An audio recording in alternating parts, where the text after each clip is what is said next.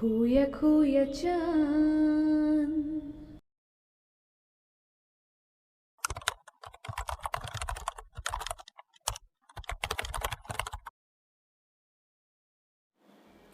दोस्तों, हम जिस दुनिया में रहते हैं, हम सबकी दिली इच्छा होती है कि हमारी दुनिया अमन शांति की दुनिया हो। सबके हृदय में हर्ष और उल्लास हो, दुख और विषाद की किंचित एवं लेस मात्र भी गुंजाइश ना हो। ऐसी दुनिया की कल्पना करना ना सिर्फ हमारा कर्तव्य है, बल्कि हमारा अधिकार भी है। और आप सबको पता है, इसी कल्पना को लेकर हम सब आगे बढ़ रहे हैं। तो दोस्तों, मैं चंद्रा सिंह अपने चैनल केकेसी यानी खोया खोया चांद में आप सभी का हृदय से स्वागत करते हुए अपने विचार यात्रा के सफ़र पर आप सबके साथ आगे चलती हूँ।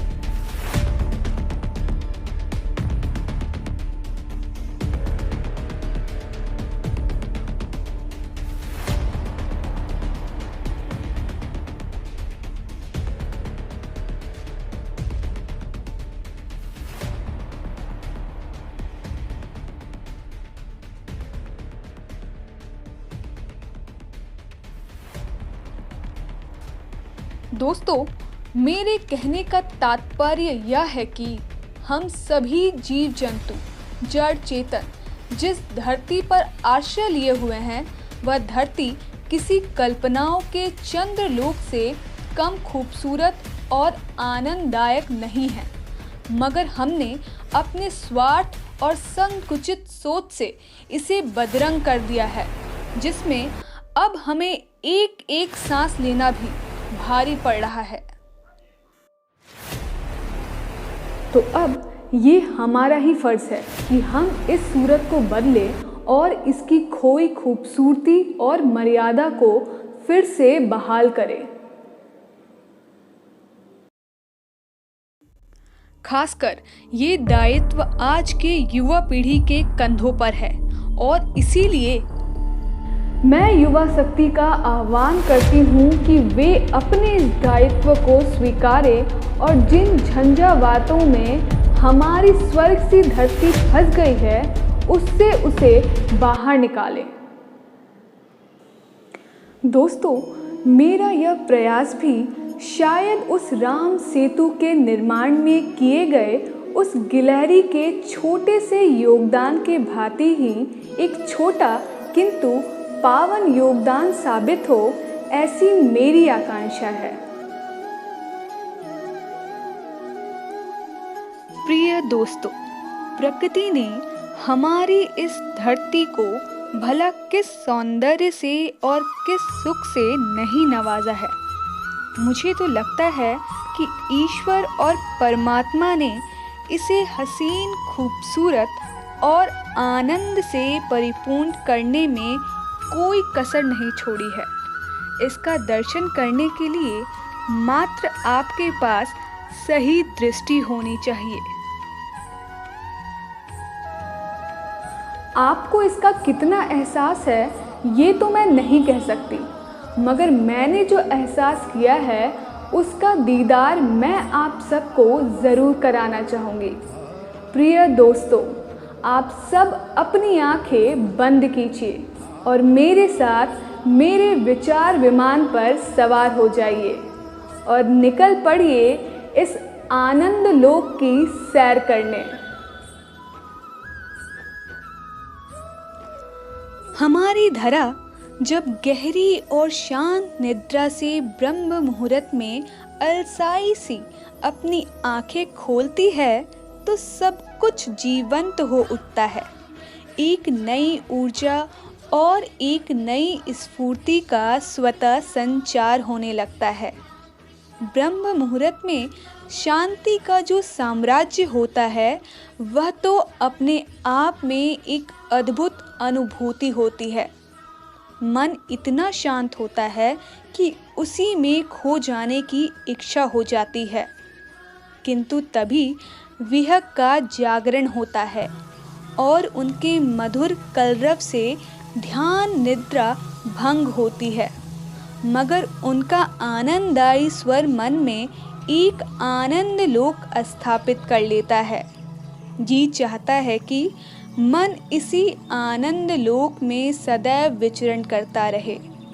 धीरे धीरे पक्षियों का कलरव बढ़ता है और दूर क्षितिज पर स्वर्णिम आभा लिए भगवान भास्कर का शिशु रूप में उदय होता है। स्वर्ण रथ पर सवार भगवान भास्कर का इस प्रकार से शिशु रूप में आगमन एक जीवंत पेंटिंग का एहसास कराता है। प्रातः काल में मंद शीतल पवन के हिलोरे मन को तृप्त करने वाली शीतलता का एहसास कराते हैं। आनंद विभोर मन चाहता है कि ये पल यहीं ठहर जाए, पर ठहराव प्रकृति का चरित्र नहीं, निरंतर बदलाव एवं गतिशीलता ही उसकी नियति है। और यही हमें सीखना भी है, किंतु कुछ धर्म और संस्कृति प्रकृति के नैसर्गिक नियम को मानने को तैयार ही नहीं। खैर, अभी मैं अपने मन को उधर नहीं भटकाना चाहती। मैं तो बस आज अपने इस धरा के सौंदर्य को ही निहारना चाहती हूँ। भगवान भास्कर अपने शिशु रूप से जैसे जैसे बाल्यावस्था एवं किशोरावस्था की ओर कदम रखते हैं और उनकी नर्म मुलायम किरणों में जैसे जैसे उष्मा एवं ऊर्जा का संचार होता है, वैसे वैसे जगत में हलचल एवं जागरण का एहसास होने लगता है।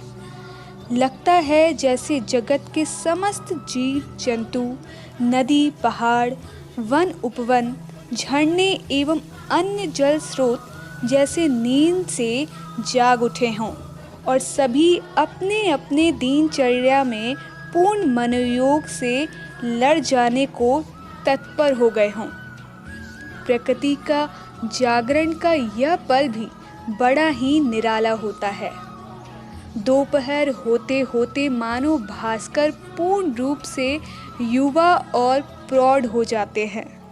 समस्त जगत पूर्ण ऊर्जा एवं क्षमता के साथ जीवन को लय देने में लग जाता है। अपनी परिश्रमशीलता एवं उद्यमशीलता से जीवन विकास के पथ पर दौड़ पड़ता है। जीवन में सुख सुविधा के नए नए साधन संसाधन और नए नए आविष्कारों का जन्म और सृजन होने लगता है। इस प्रकार दुनिया की भाग दौड़ में दिन अपने ढलान की ओर बढ़ चलता है और देखते ही देखते गोधली बेला आ जाती है। एक बार पुनः सूर्य की किरणों में शीतलता का समावेश होता है और आसमान पर लालिमा चढ़ने लगती है।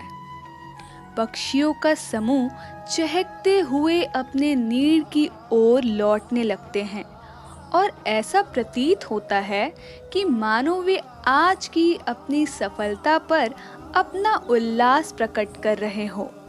दूसरी ओर पशुओं का समूह भी रंभाते हुए मानो अपनी पराक्रम कथा कह रहे हो। गोधली की यह मनोहारी दृश्य किसके मन को आकर्षित नहीं कर लेगा।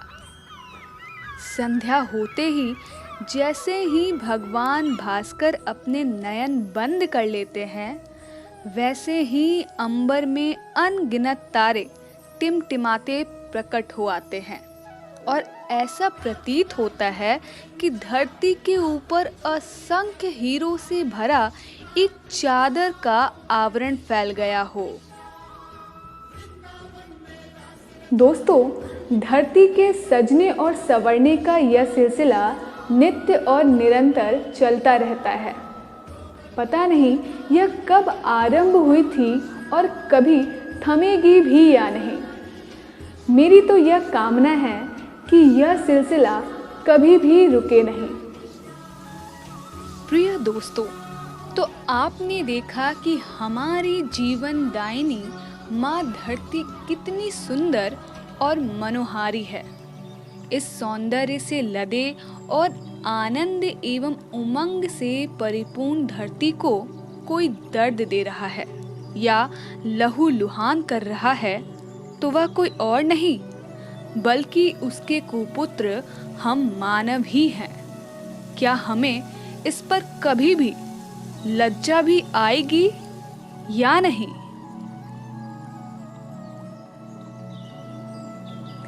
मेरे प्यारे दोस्तों, आज मेरी विनती सिर्फ इतनी ही होगी कि कृपया हम सभी इस पर गंभीर चिंतन करें और ऐसे कदम उठावें जिससे यह धरती एक बार फिर से हमारे लिए स्वर्ग से भी सुंदर बन सके। तभी हम सभी माँ के सच्चे सपूत कहलाने का हक रख पाएंगे। इसी मंगल कामना के साथ आज यही विश्राम लेती हूँ।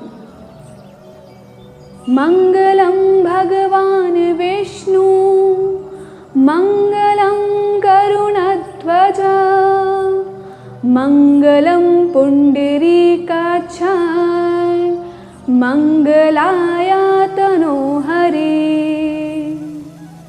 जय हिंद। अगर आपको आज का एपिसोड पसंद आया है तो please subscribe our channel. Also don't forget like, comment and share.